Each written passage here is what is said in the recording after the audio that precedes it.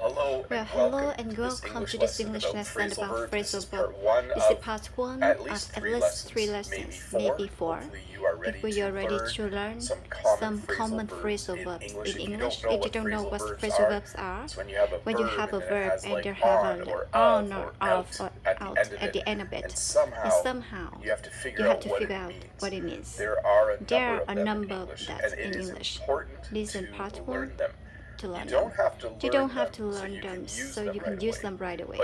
But you do need to learn phrasal verbs when you're learning English because you hear them all the time, or you read them when reading a book. They certainly are quite common. And I might have used a phrasal verbs already when I'm talking. I'm not realizing it. I have to go back and check later to see that's the case. Once again, welcome to part 1, a series of English lessons about phrasal verbs. To hang up. This has a couple of meaning. I should mention that a lot of these phrasal verbs have several meanings. I'm going to try to only focus on the one or two most common meanings, but some do have more.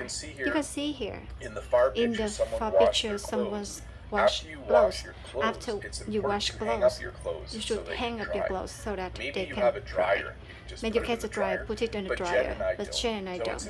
So it's important to us to hang up our clothes so that they can dry. So the act of putting them on a clothesline or a drying here's on a clothesline or drying. When you're done when you're using a phone, you're done a conversation. You push that to hang up. You put that to hang up. So it is a similar thing.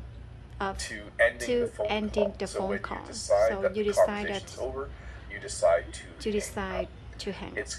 It's considered rude to hang up on someone in the middle of a conversation.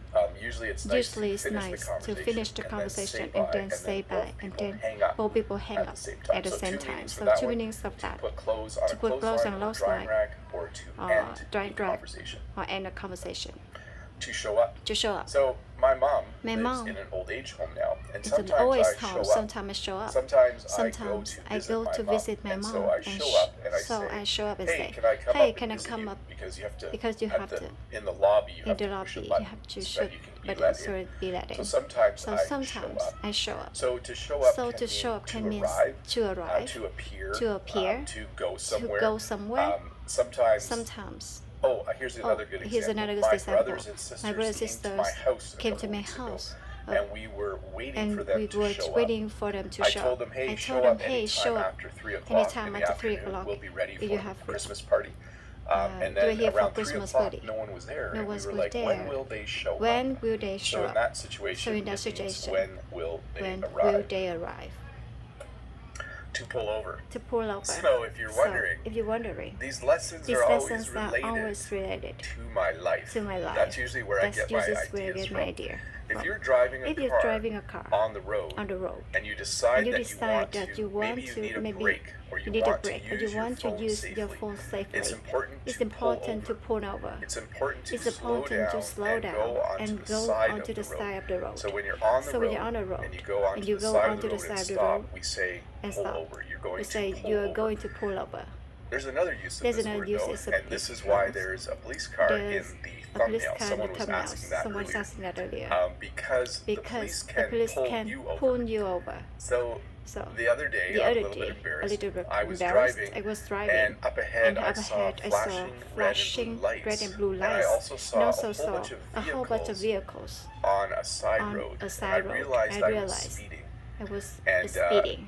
And as I went by those vehicles, it was 3 unmarked police cars, and one pulled out. And I thought, he's going to pull me over. So a police officer can also pull you over. So this is going to sound kind of funny. The police officer turned his lights on because he wanted to pull me over. I pulled over onto the side of the road.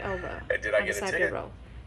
I know, did I get a ticket? In the chat if you think I got a ticket. Say yes. I think Bob got a ticket. Or no, I don't think he got a ticket. When the police pulled me over. To double down. So when you double down, I taught this phrase on my short English channel a little while ago. Harder at something. This means to work harder at something. You didn't study English very much. You need to take a break. You have a test maybe in February. You may need to double down right now on the amount of studying you're doing. You may need to work harder and longer in order to get the studying done. At work, it's the last week of the school. Needed to double down on getting student work graded a lot. So I need to double down against 4 grades. So to double down means to work harder and to work better on something so that you get a lot done.